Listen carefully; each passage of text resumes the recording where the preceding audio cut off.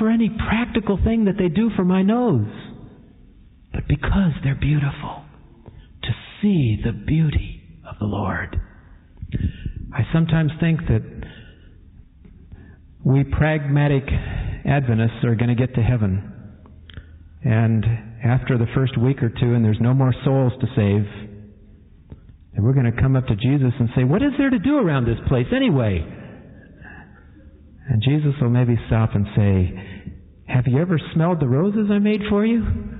Come, let me take a tour.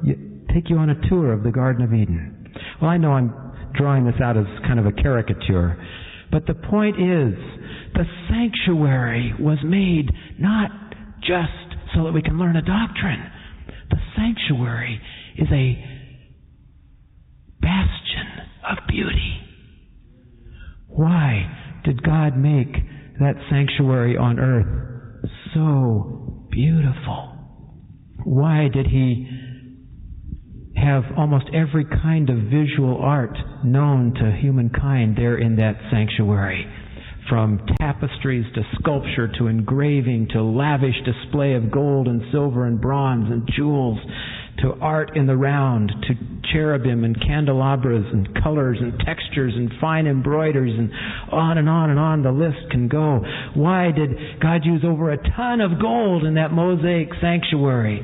Why in the Solomonic temple, just the gold overlay of the walls of the most holy place, just that one little room, 22.5 tons of gold.